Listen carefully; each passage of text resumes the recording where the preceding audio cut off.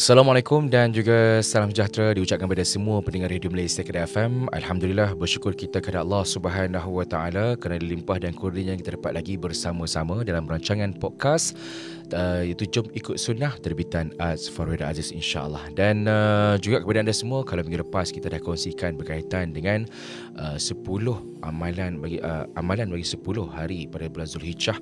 Jadi insya-Allah untuk kali ini ada lagi topik nak dibawakan untuk anda semua. Yang pastinya untuk kali ini kita bawakan kerjasama dengan Yadim Negeri Kedah Darul Aman, dan setiap hari Jumaat pada pukul 12.15 tengah hari, insya-Allah kita akan bersama-sama dengan tetamu yang istimewa, iaitu kita sama yang berbahagia Tuan Syekh Muhammad Nazrul bin Abdul Nasir, Mudir Zawiyah Nasriyah dan juga Fellow dan Nadwah Ulama dan Intelektual Yayasan Dakwah Islam Malaysia Yadim. Assalamualaikum Tuan Syekh. Waalaikumsalam warahmatullahi Sihat, wabarakatuh. Alhamdulillah. Sihat, Alhamdulillah. Handsome Tuan Syekh ni.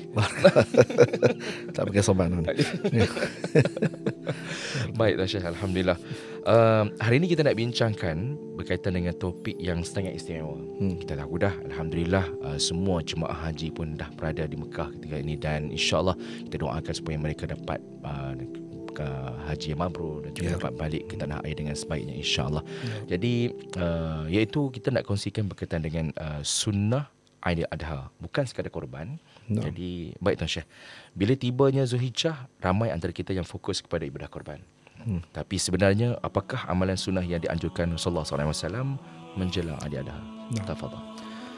Bismillahirrahmanirrahim. Alhamdulillahirabbil alamin, wassalatu wassalamu ala asyrafil mursalin wa ala alihi wa sahbihi ajma'in. Abang DJ dan seluruh para pendengar radio RTM dalam rancangan Jom Ikut Sunnah, berkenaan dengan sunnah yang ditunjukkan oleh baginda Rasul sallallahu alaihi wasallam, selain daripada ibadah korban semata-mata, ada beberapa perkara yang disebutkan oleh Sayyidina Rasul sallallahu alaihi wasallam yang boleh untuk sama-sama kita lakukan, khususnya pada awal paginya Ramadan, awal paginya Zulhijjah, ataupun awal paginya Yaumun Nahar, hari sembelihan, hari Aid. Kalau kita boleh bahagikan kepada dua perkara, dua perbahasan, kalau kita nak lakukan, maksudnya dibahagi kepada menghidupkan malam pada malam Aidil Adha ataupun malam hari raya secara umumnya, boleh juga untuk kita sebutkan, tapi saya cadang untuk kita sebutkan nanti selepas ini. Permulaan pada pagi hari raya seperti mana yang disebutkan oleh Al-Imam Sahibul Ithaf, yakni Imam Az-Zabidi radhiyallahu anhu, dalam kitabnya Al-Ithaf Sadatil Muttaqin, kata beliau, innama kana yaumul Aid min Ramadan aidan li jami'i hadhihi al-ummah. Sesungguhnya hari raya Aidil Fitri, kerana daripada Ramadan tersebut, adalah untuk seluruh umat. Kenapa? Isyaratan li kasratil itqi qablahu, kerana sebagai isyarah bahawa telah ramai pada bulan Ramadan tersebut dibebaskan daripada api neraka Allah. Kama anna yauman nahri, begitu juga pada hari raya Aidil Adha, huwa Aidul Akbar. Ini adalah hari raya besar. Tapi kita orang Melayu pelik sikit. Orang Melayu kita cuti lagi lama raya Aidil Fitri. Raya Aidil Adha tak ada cuti. Padahal itu sebenarnya Aidul Akbar. Aidul Akbar ialah hari sembelihan, Yaumun Nahar. Kenapa? Likasratil itqi fi Arafata qablahu. Kerana pada hari Arafah ramainya yang dibebaskan oleh Allah kepada umat Islam yang berada di Arafah, dan pada hari Arafah daripada api neraka Allah Subhanahu wa taala. Kenapa? Kata lagi, iz ta'liliyah la yawma yura fihi itqun aktsara minhu. Kerana tidak ada hari yang lebih banyak dibebaskan hamba melainkan pada hari Arafah.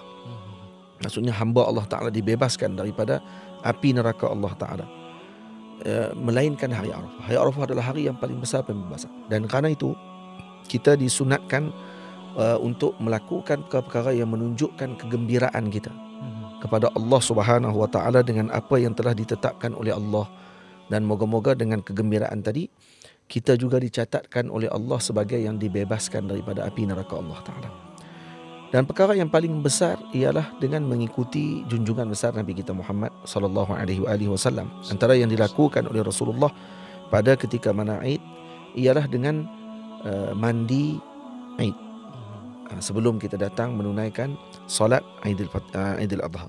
Untuk sebelum keluar daripada rumah, maka disunatkan untuk kita mandi dan juga berpakaian dengan pakaian baru. Ramai orang pada Aidil Adha biasanya apa pakai hak lepas pun tak apa. Tak, kena sama juga. Malah ni Aidil Akbar, patutnya lebih lagi untuk mereka mengambil perhatian. Kerana itu berpakaian dengan pakaian baru dan kemudian memakai wangian-wangian yang menyebabkan badan kita akan jadi segar. Kemudian keluar dan juga bersama-sama dengan kanak-kanak dan wanita bersama-sama untuk pergi ke tempat menunaikan solat. Dan disunatkan kita dalam mazhab Syafi'i dilakukan di masjid. Dan kemudian disunatkan juga untuk kita pergi menunaikan solat dengan jalan yang lain dan pulang pun daripada jalan yang lain. Ini yang sunnah yang jangan dilakukan kecuali tak ada jalan. Melainkan jalan tu saja pergi, jalan tu je balik. Yang tu tak boleh nak buat apalah. Cuma kalau kata ada jalan pergi, yang jalan tersebut orang panggil apa? Boleh pergi ke melalui jalan yang lain dan balik melalui jalan yang lain. Atau kalau kita duduk di taman, ada jalan yang banyak lorong, jangan balik daripada lorong yang sama. Balik daripada masjid ataupun daripada tempat solat tersebut daripada jalan yang berbeza. Kerana ini sunnahnya Rasulullah sallallahu alaihi wasallam. Untuk apa? Untuk kita memberikan kegembiraan kepada kanak-kanak dan orang yang memerlukan pada ketika tersebut. Dan ini satu yang perlu diberi perhatian. Ramai di kalangan kita hanya bagi duit raya pada ketika mana Aidil Fitri sahaja. Aidil Adha kata dia tak ada duit raya. Tak kena mudahkan, muliakan dan berikan kegembiraan hatta kepada kanak-kanak untuk dimasukkan kegembiraan, kerana sesiapa yang memasukkan kegembiraan kepada hati seorang umat Nabi Muhammad, Allah akan gembirakan dia nanti di akhirat. Ini sunnah yang ramai di kalangan kita tinggalkan dan menganggap ianya seolah-olah macam pelik kalau diberi duit raya, diberikan sedekah dan seumpamanya pada hari Aidil Adha. Kemudian yang seterusnya disunatkan kita makan setelah pulang daripada masjid. Membezakan dengan Aidil Fitri. Aidil Fitri kita makan dulu sebelum keluar ke masjid. Tapi Aidil Adha tangguh dulu. Kerana orang panggil apa? Untuk kita makan dengan makanan setelah mana kita pulang daripada masjid. Sama ada dengan sebiji tamar ataupun kita menunggu sembelihan, dan makan yang pertama ialah daripada hatinya sembelihan kita tersebut. Yang dibakar kemudian terus makan. Kemudian disunatkan kita mengucapkan tahniah kepada setiap orang yang kita temui dengan mengucapkan taqabbalallahu minna wa minkum taqabbal ya karim. Kemudian yang seterusnya memasukkan kegembiraan seperti yang saya sebutkan tadi kepada isteri kita, anak-anak kita dan jiran tetangga kita dan seumpama dengannya, dengan memberikan walau sedikit pemberian. Kemudian yang seterusnya disunatkan untuk kita menyambung silaturahim dan berziarah ke rumah saudara mara dan seumpama dengannya. Jangan hanya ditumpukan pada bulan pada Aidil Fitri sahaja semata-mata. Malah Aidil Adha juga perlu dilakukan demikian. Asaf yang menyedihkan, Aidil Adha kita waktu habis saja korban, kalau tak ada korban balik rumah tidak. Dan ini adalah suatu kerjaan yang sangat rugi kerana kita tidak mengikuti sunnah Rasulullah sallallahu alaihi wasallam. Sedangkan dalam Quran Allah Taala sebut wasalli li rabbika wanhar. Salli li rabbika tadi solat Aidil Adha dan kemudian menyembelih, dan kerana itu disebut ini adalah Aidul Akbar, hari raya yang besar. Allahu Akbar. Baik. Itu antara pencerahan juga ilmu yang telah disampaikan, mukadimah yang telah disampaikan oleh bahagia Tuan Syah. InsyaAllah selepas ini ada lagi kita nak kupas lebih lanjut lagi. Jadi terus kekal bersama kami dalam Jom Ikut Sunnah. Selepas ini kita berehat seketika insyaAllah.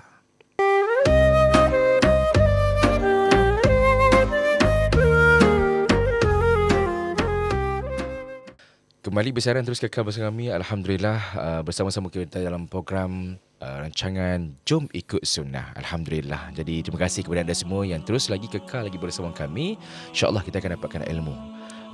Hendak mengamalkan sunnah bukan sesuatu yang susah, tapi malah sebenarnya ramai yang dah buat tanpa sedar. Kuncinya ialah kita tahu apa itu sunnah dan kita mulakan dengan mudah, konsisten dan ikhlas. Dalam konteks ini juga nak tanya dengan Tuan Syekh lah, bagaimana amalan ini dapat dipraktikkan insyaAllah. Amalan sunnah, khususnya kalau kita tumpu dengan perbahasan kita pada hari ini berkenaan dengan Aidil Adha. Betul. Bagaimana menghidupkan sunnah pada Aidil Adha ini, tidak ada jalan lain melainkan dengan dengan ilmu. Karena seorang tidak akan mampu untuk menjalankan sunnah melainkan dengan adanya pengetahuan dan adanya panduan. Bagaimana para salihin, para ulama, para awliya yang terdahulu, mereka beramal dengan sunnahnya baginda Rasul sallallahu alaihi wasallam. Dan kalau kita lihat untuk menghidupkan perkara ini perlu membanyakkan bacaan, mendengar ucapan daripada para ulama dan mendapatkan panduan ataupun mempunyai komuniti masyarakat yang sentiasa menghidupkan perkara tersebut. Jadi ada sebahagian masjid, ada sebahagian madrasah yang mereka sangat ambil berat terhadap bulan-bulan yang utama. Dan ada sahabat saya, ada Ustaz Zuhair Abdullah, duduk di Kuala Lumpur. Dia selalu kalau ada bulan-bulan tertentu, dia akan minta untuk saya bagi ucapan ceramah kenaan perkara tersebut. Kadang kita terlupa, tapi diingatkan kerana ada orang yang mengingatkan kita dengan perkara tersebut. Dia minta dengan cara yang halus, iaitu kita kena bagi ceramah. Ataupun keluarga kita kumpulkan yang kita ketahui dan kita hidupkan. Contohnya yang saya boleh sebutkan ialah berkaitan dengan Ihya Lailatul Aid, menghidupkan malam-malam ataupun malam hari raya. Kedua-dua hari raya, hari raya Aidil Fitri, hari raya Aidil Adha. Kenapa? Kerana kedua-dua malam ni adalah malam yang paling lalai bagi setiap orang.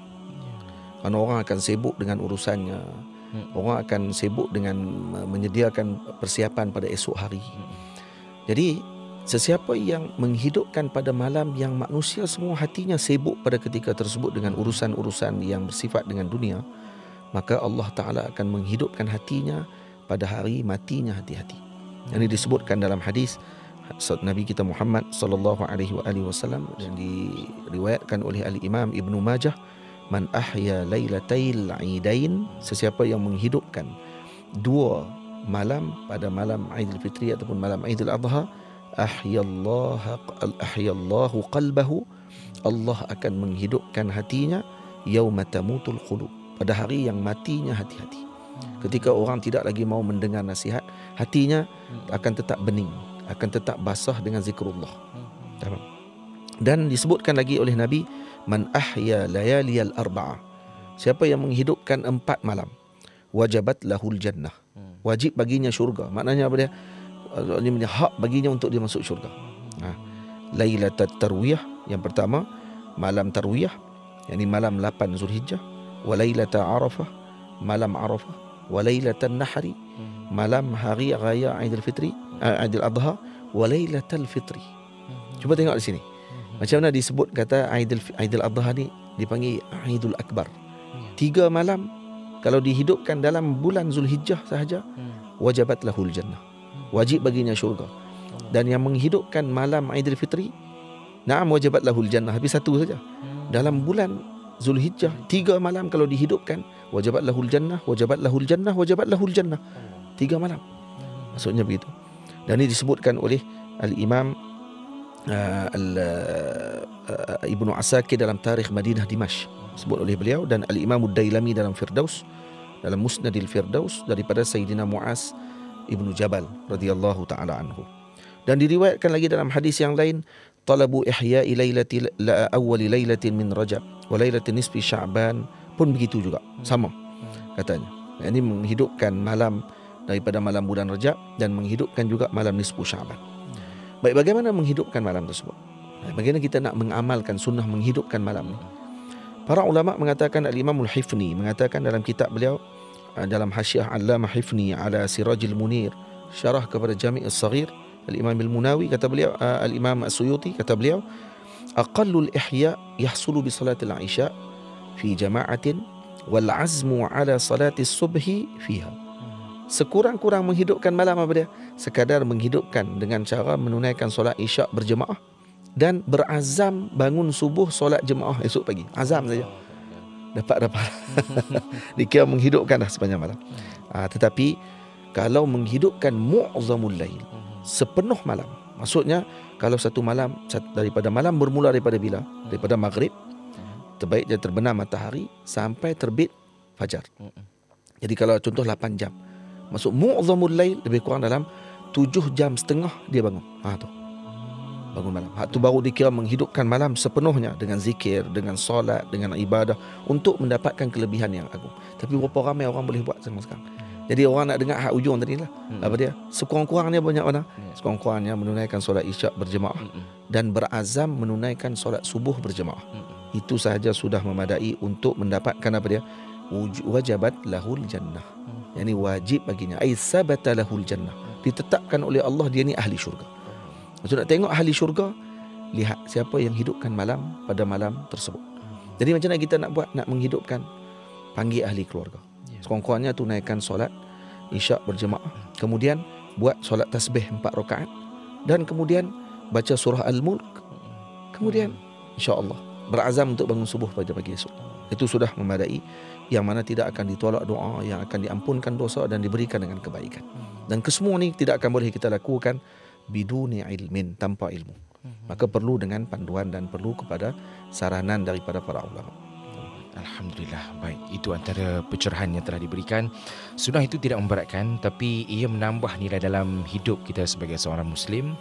Ia bukan beban tetapi juga peluang pahala, bukti cinta kita kepada Nabi Muhammad SAW dan cara hidup yang membawa kepada keberkatan, insya-Allah. Baik, kita akan berehat seketika. Kita akan kembali lagi selepas ini. Ada lagi akan dikongsikan untuk anda semua. Jadi teruskan bersama kami dalam rancangan podcast Jom Ikut Sunnah. Kita berehat seketika.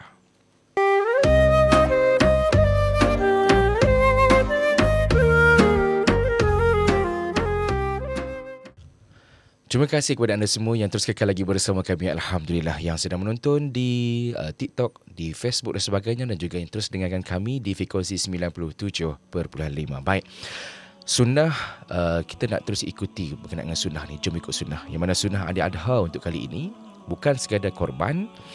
Kita cuba buka perspektif yang lebih luas lagi, yang boleh Tuan Syekh kongsikan apa sebenarnya hikmah di sebalik sunnah Aidil Adha ini, dan adakah sekadar sembelihan atau ada nilai-nilai yang lebih yang boleh kita hayati dalam kehidupan seharian, insya-Allah. Baik, Tuan Syekh.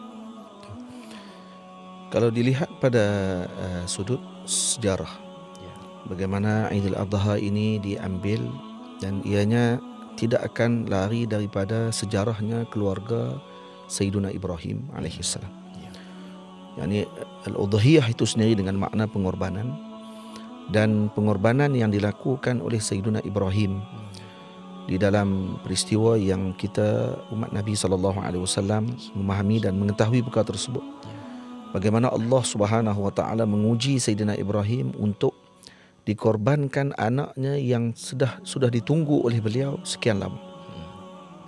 Ketika mana disebut oleh Allah Subhanahu Wa Taala, fabasyarnahu bighulamin halim. Kami beri berita gembira kepadamu, wahai Ibrahim, kamu akan diberikan dengan ghulam halim. Al-halim, makna halim ialah dengan makna yang mampu bersabar ketika diuji oleh Allah Ta'ala. Anak ini tidak dilahirkan lagi, tapi sudah dimaklumkan oleh Allah dengan sifatnya bahawa dia mampu bersabar. Sebab itu bila disebut oleh Allah dalam Al-Quran, dalam surah yang sama, walamma balagha ma'ahu sa'ya, ketika sampai masanya anak tadi sudah boleh berjalan bersama dengan ayahnya dan boleh berbincang dengan ayahnya. Sebagian ulama mengatakan umur Sayyidina Ismail pada ketika itu 12-13 tahun, yang boleh sudah berbincang dengan ayahnya. Falamma balagha ma'ahu sa'ya, maka ayahnya bertanya bahawa saya semalam telah bermimpi, inni azbahuk, saya telah bermimpi menyembelihmu wahai anakku. Apa kata Nabi Allah Ismail? Ya abati fa'al ma tu'mar, wahai ayahku, lakukan apa yang diarahkan Allah kepadamu. Bukti bijaksananya Sayyidina Ismail ini, beliau tidak mengatakan ya abati fa'al madza tara, wahai ayah, buat yang kamu mimpi. Tapi disebut ya abati fa'al madza tu'mar, ya abati fa'al madza tu'mar, yani diarahkan olehmu, kerana dia tahu mimpinya ayahnya adalah sebagai nabi dan rasul ulul azmi. Ini adalah mimpi yang merupakan wahyu. Karena itu dia sebut, ya ayahku, lakukan apa yang diarahkan. Kerana itu arahannya Allah. Karena mimpi para anbiya tidak akan mungkin berlaku daripada syaitan. Tak akan berlaku. Maka ini akan menambahkan lagi kesedihan. Anak yang sudah bijak, yang luar biasa begitu, ditunggu sekian lama oleh Nabi Allah Ibrahim, Allah Ta'ala mengarahkan untuk dikorbankan. Lebih sedih lagi dalam sebahagian riwayat disebut Sayyidina Ismail sempat memberikan nasihat kepada ayahnya sebelum menyembelihnya. Mengatakan, wahai ayah, kalau ingin disembelih aku nanti, maka tajamkan pisaumu agar aku tidak kesakitan dan aku hilang redha aku terhadap apa yang ditetapkan oleh Allah. Yang kedua, ayah, dia kata, kalau boleh jangan bagi lagi orang yang seumpama umurku datang ke rumah dilihat oleh ibu, kerana nanti dia akan ingat kehilanganku. Macam tu sekali. Jadi ada beberapa lagi. Dan kemudian dia kata, darah itu jangan dipercikkan sampai terkena pada pakaian, dan kalau boleh dibakarkan pakaian tersebut agar tidak dilihat oleh ibu, nanti akan dirindui dan seumpama dengannya. Jadi hadza ghulamun halim. Ini anak yang luar biasa. Dan Nabi Allah Ibrahim memilih Allah daripada anaknya. Walau dengan kesedihan, tetapi redanya beliau dengan perkara tersebut, beliau melaksanakan apa yang diarahkan oleh Allah. Apa yang berlaku? Kata Al-Imam Fakhruddin Ar-Razi, kalaulah tidak kerana keikhlasan dan pengorbanan yang agung yang ditunjukkan oleh Sayyidina Ibrahim dan keluarganya beliau ini, maka sudah tentu wajib bagi setiap ayah mengorbankan anak lelakinya setiap tahun. Kalau dia ada anak lelaki, dia kena korbankan anaknya. Tetapi disebabkan kerana Nabi Ibrahim telah melepaskan perkara tersebut, maka beliau telah melepaskan seluruh umat manusia di kalangan muslimun daripada tanggungjawab tadi. Alhamdulillah. Maka kerana itu kita mengingati Sayyidina Ibrahim dalam setiap solat kita. Allahumma salli ala Sayyidina Muhammad kama sallaita ala Sayyidina Ibrahim wa ala ali Sayyidina Ibrahim wa barik ala Sayyidina Muhammad kama barakta ala Sayyidina Ibrahim wa ala ali Sayyidina Ibrahim. Kenapa? Kerana pengorbanan dia yang agung tadi. Jadi hikmah daripada peristiwa korban ini ataupun peristiwa udhiyah ini bukan hanya ihraqud dam dengan membebaskan darah, tetapi ianya melibatkan kepada bagaimana seorang tadi menyerahkan diri kepada Allah, bagaimana dia meyakini dengan apa yang ditetapkan oleh Allah, bagaimana dia membawa seluruh keluarganya untuk berkorban semata-mata kerana Allah, dan bagaimana sifat rahmat seorang ayah yang ada pada seorang anak dan bagaimana bijaknya seorang anak tersebut itu tidak akan melebihi daripada kasihnya dia kepada Allah Subhanahu wa ta'ala. Jadi kita semua ini adalah abidun lahu, hambanya kepada Allah. Maka perlu melaksanakan apa yang telah ditetapkan oleh Allah kepada hambanya di atas muka bumi. Dan ihraqud dam, mengeluarkan darah pada pagi Aidil Adha tadi, itu hanyalah sebagai simbol kepada saya menyerahkan diri saya, keluarga saya, seluruh kehidupan saya hanya semata-mata kepadamu ya Allah. Darah ini sebagai simbolnya kerana ia merupakan perkara yang besar, tanda kepada seseorang tadi ketika mana dia melakukan pengorbanan. Maka kerana itu, ini antara hikmah paling besar dan ini yang ditunjukkan dan dikekalkan sunnah ini dalam umat Nabi Muhammad bagi menjelaskan kepada kita bahawa perlu kita meletakkan dan menghadirkan perasaan pengorbanan kepada agama Allah Ta'ala ini, melahirkan anak-anak yang nanti akan menjadi orang-orang yang akan menjadi penegak kepada agama Allah, membawa dengan rahmat, membawa dengan ilm, membawa dengan kasih sayang kepada umat Nabi Muhammad sallallahu alaihi wasallam, seperti akhlaknya para anbiya dan akhlaknya para awliya dan akhlaknya para salihin. Itu yang dimaksudkan. Alhamdulillah, itu antara pencerahan yang terus membawakan kita sentiasa dalam keadaan yang muhasabah, insya-Allah. Jadi kita dapatkan ilmu daripada awal tadi sampailah ke akhirnya, insya-Allah. Sebagaimana yang dikongsikan oleh Tuan Syah tadi, sunnah ini mengajak kita untuk berkorban dalam pelbagai bentuk, bukan hanya dalam bentuk darah dan juga daging, malah tetapi dari aspek kehidupan, iaitu mengorbankan ego, waktu, tenaga demi kebaikan bersama, insya-Allah. Jadi segala amalan yang kita terima akan dan juga menjadi bekalan di dunia dan juga di akhirat, insya-Allah. Jadi selamat menyambut Aidil Adha kepada semua dan juga semoga segala pengorbanan kita diberkati, insya-Allah. Jadi kita doakan jugalah kepada semua jemaah haji dapat pulang ke tanah air dengan sebaiknya, insya-Allah, dan juga mendapat haji yang mabrur, insya-Allah. Jadi terima kasih diucapkan kepada Tuan Syekh, iaitu Tuan Syekh Muhammad Nazrul bin Abdul Nasir iaitu Mudir Zawiyah Nasriyah dan juga Fellow Nadwah Ulama dan juga Intelektual Yayasan Dakwah Islam Malaysia Yadim, atas perkongsian yang sangat bermanfaat kepada anda. Dan juga jangan lupa untuk teruskan mengamal sunnah Nabi SAW dalam hidup kita. Jadi kita akan jumpa lagi pada minggu hadapan dengan topik yang menarik lagi. Yang pastinya kalau kata anda terlepas dengarkan kami di frekuensi 97.5, pastikan anda terus kekalkan bersama kami secara di media sosial kami di Kedah FM dan juga di TikTok, insya-Allah. Jadi jangan lupa sama-sama kita nantikan setiap hari Jumaat pada pukul 12.15 tengah, insya-Allah. Jadi apapun, terus kekal bersama kami dalam Jukut Sunnah. Kita jumpa lagi pada minggu hadapan. Assalamualaikum dan juga salam sejahtera.